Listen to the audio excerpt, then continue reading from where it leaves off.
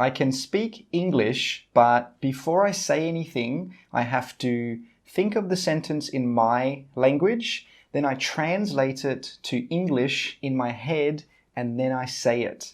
Does this sound like you? Has this ever happened to you? If it has, then this video is for you.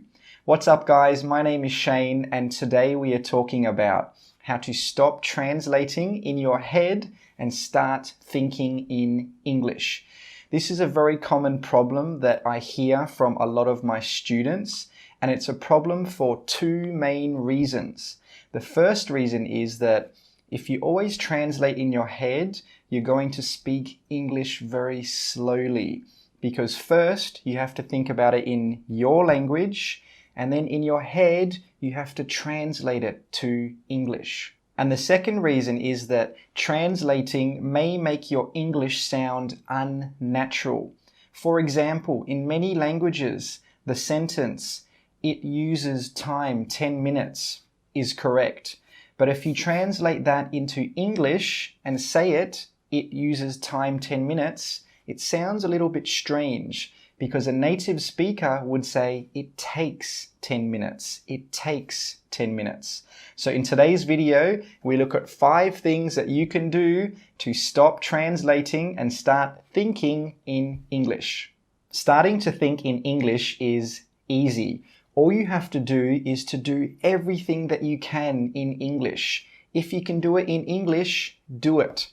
So my first tip for today is get your phone and change your phone's language to English. Yes, this might be hard, but when learning languages, the hardest things normally give you the best results. And you use your phone for 2, 3, 4, 5 hours a day, right?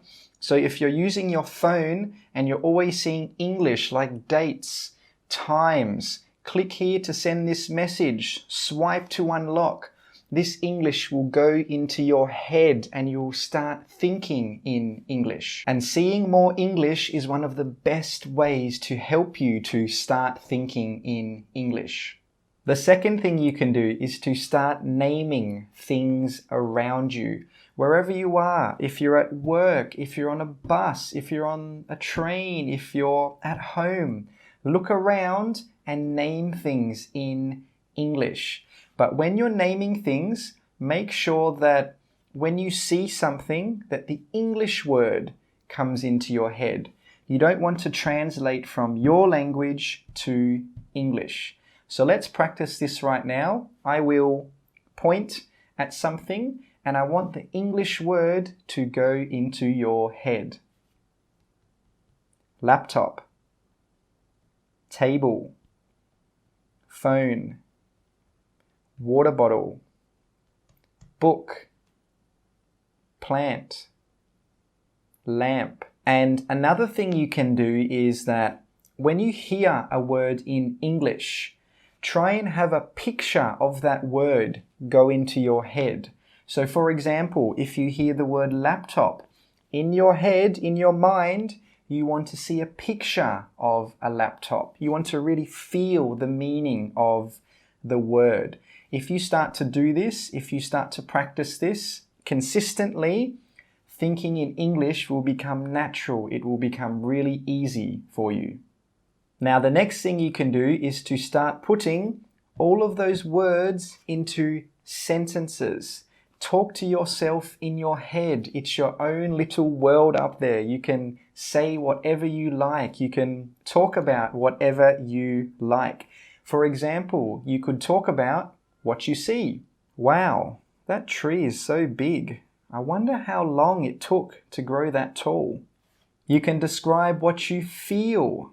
It's so cold today, but it wasn't as cold as yesterday.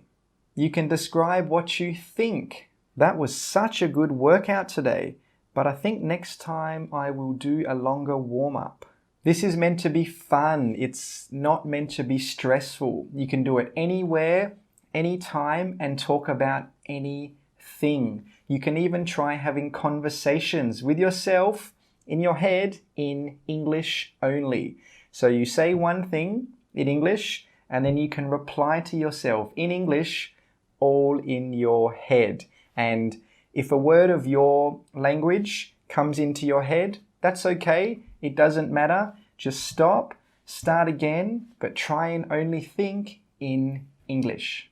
And the fourth thing you can do is every day when you wake up, tell yourself in English what you want to do that day.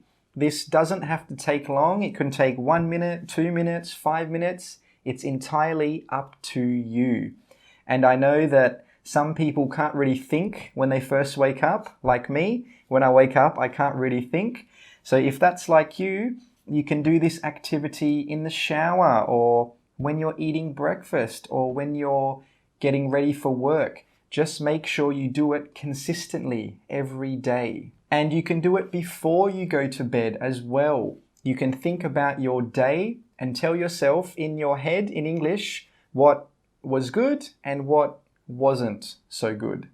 And the next thing you can do to help you to start thinking in English is to stop using translators.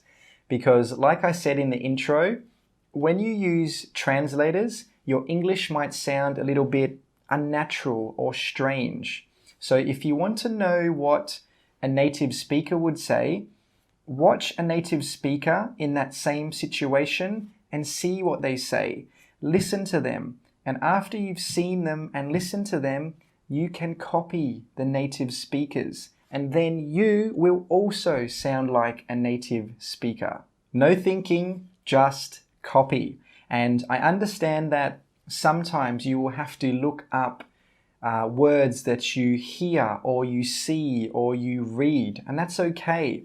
But if you're looking up words, try and do one of these two things. Number one, type the word into Google Images. For example, if it's a noun, if it's a desk, you want to know what's the difference between a table and a desk.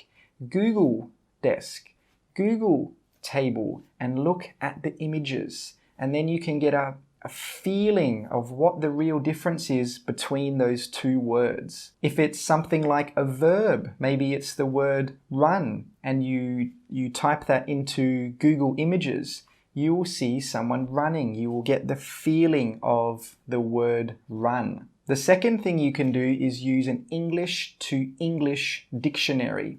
If you're watching this video right now and you understand some or most of what I'm saying, you can understand English. So you don't need to use your own language. You can search a word in an English dictionary and then you can see the English definition. Using an English to English dictionary will help you to think in English more, and it will also help you improve your ability to explain things in English.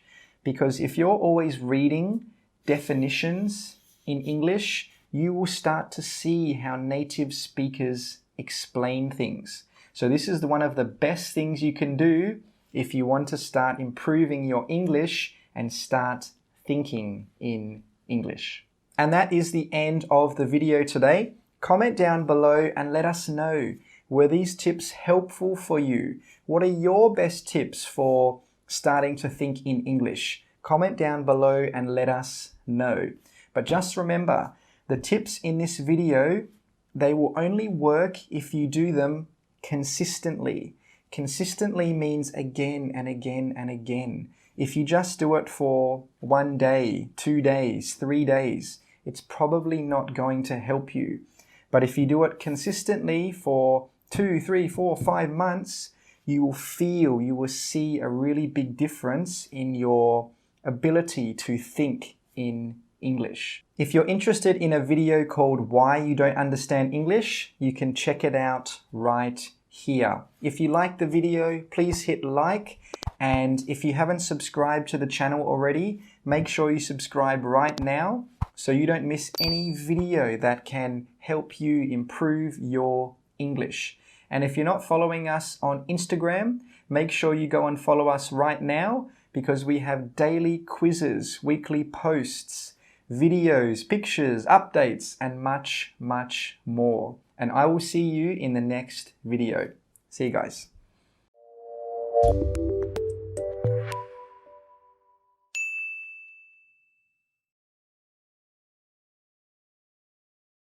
And the second reason is that the second thing you can do is to start naming. If you can do something